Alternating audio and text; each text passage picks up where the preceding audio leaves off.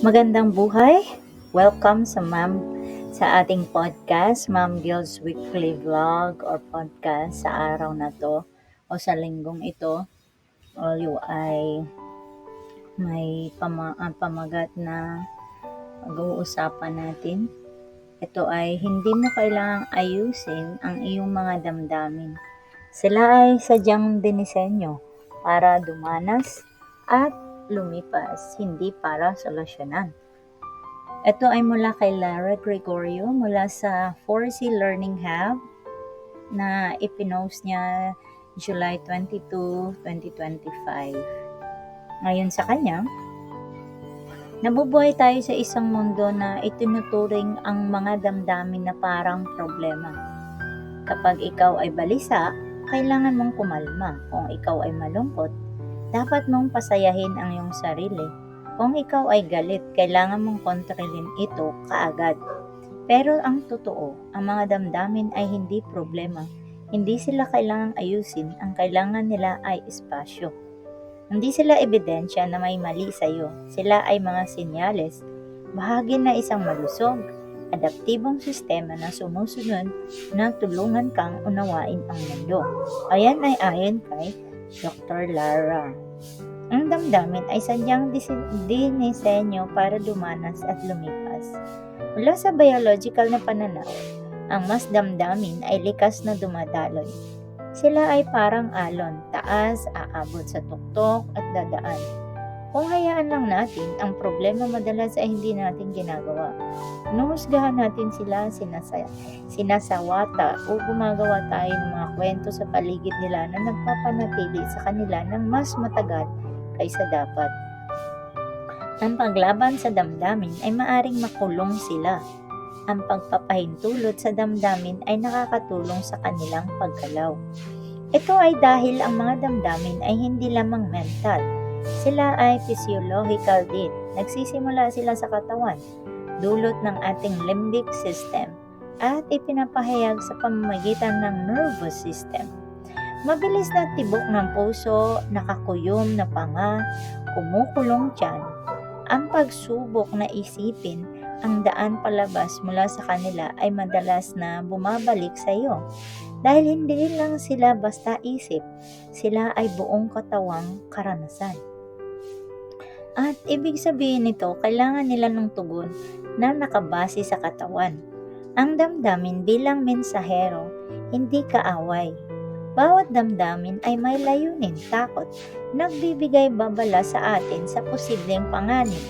Galit, tumutulong sa atin na protektahan ang ating mga hangganan o boundaries.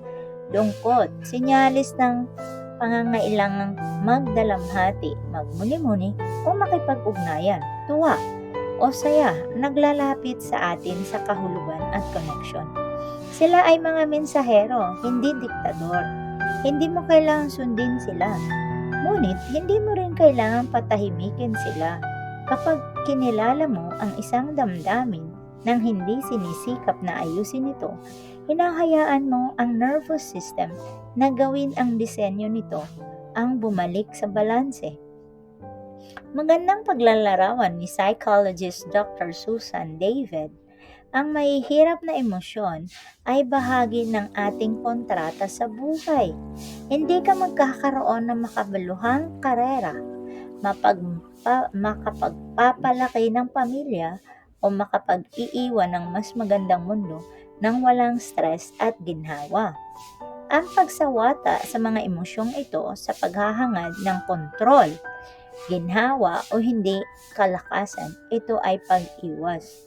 Ang tunay na emosyonal na lakas ay tungkol sa pagbuo ng kakayahang manatili sa kasalukuyan sa kung ano ang totoo, kahit na ito ay hindi komportable. Ikaw ay hindi lang iyong damdamin. Mahalaga itong bahaging ito. Dahil lang naramdaman mo ang isang bagay ay hindi ibig sabihin na ikaw ay ang bagay na yun. Gets mo? Halimbawa, hindi ka isang malungkot na tao. Ikaw ay isang tao na nakakaranas ng kalungkutan. Pag nakaramdam ka na malungkot ka, hindi ito ibig sabihin na ikaw talaga ay malungkutin ng tao. Isipin mo, ikaw lang yung taong nakaranas ng kalungkutan. Hindi ka OA o overacting o too much. Ikaw ay isang tao na may matinding damdamin na dumaraan. Kapag mas natutunan nating masaksihan ang ating emotional na karanasan nang hindi labis na kinikilala ang ating sarili dito, mas nagkakaroon tayo ng kalayaan na tumugon o rumispan kaysa mag-react. Gets po ba natin? O, diba? So, ito ang pusong emotional regulation. Hindi ang pilitin ang iyong sarili na makaramdam ng iba, kundi ang manatiling nakatayo ng matibay upang hayaang dumaan ang damdamin nang hindi ito hinahayaan na kontrolin ang iyong buhay. Kaya ano ang gagawin mo imbes na ayusin ang damdamin? Pansinin, anong damdamin ang naroroon? Saan mo ito naramdaman sa iyong katawan? Pangalanan, ang paglalagay ng salita dito ay maaring magpakalma sa alarm system ng utak. Number 3, hayaang bigyan ito ng espasyo ng walang paghuhusga o pagmamadali. Number 4, suportahan ng iyong katawan. Huminga, gumalaw, mag-ground, magpahinga. Hintayin ang pagbabago. Ito ay darating, hindi mo kailangang pilitin. Halimbawa, nakaramdam ka ng galit. So, isipin mo, anong damdamin ang naroon? Sabi mo, galit ka. Saan mo ito naramdaman sa iyong katawan? Dahil galit ka, nanginginig yung iyong katawan. O kaya, hindi ka makahinga. Pangalanan ang salitang ito na may-aring pagpakalma sa alarm system ng utak mo. Isipin mo, hindi ako magaliting tao. Sadya lang naramdaman ko ang galit ngayon dahil sa mga sitwasyong ito. Tapos, bigyan ito ng espasyo ng walang paghuhusga o pagmamadali. So, ibig sabihin, huwag kang magmadali na kontrolin ka ng galit. So, huminga ka, padaluyin mo, padaanin mo, at mag-ground ka. Hintayin ito ay darating, hindi mo kailangan pilitin na agad-agad umukay ka. Ang mga damdamin ay parang alon. Sadyang nilayo na maramdaman, hindi katakutan. Hindi mo kailangang suriin o lutasin ang lahat ng naramdaman mo. Kailangan mo lang manatili sa iyong sarili habang itong dumaraan. Like for example, inhale, exhale, kalmalma ka, sabihin mo sa utak mo, hindi ako magaliting tao, pero sa ngayon, nakaramdam ako ng galit. Ayan. Tapos, huwag mo yung kontrolin, huwag mong hayaan na yung galit ko kontrolin ka. Ito ay dadaan.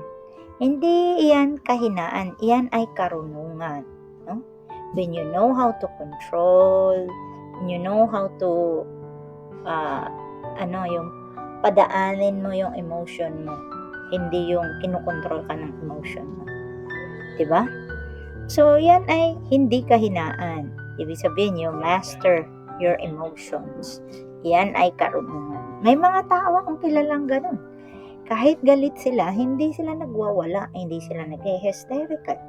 Because mahinahon pa rin sila. At sinasabi nilang, galit ako sa parang sinasabi nila, ngayon, kanina naramdaman ko yung galit sa emotion.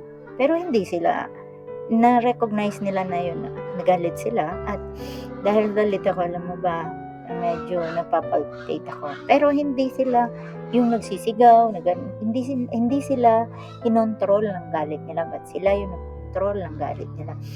Inhale sila, huminahon, kaya naman, umalis muna ako, naglakad-lakad, huminahon, at pinadaloy ko yung galit ko hanggang sa ito ay dumaan. Ayan ay hindi kahinaan. Kapag hindi ka nagre-react, ayan ay karunungan.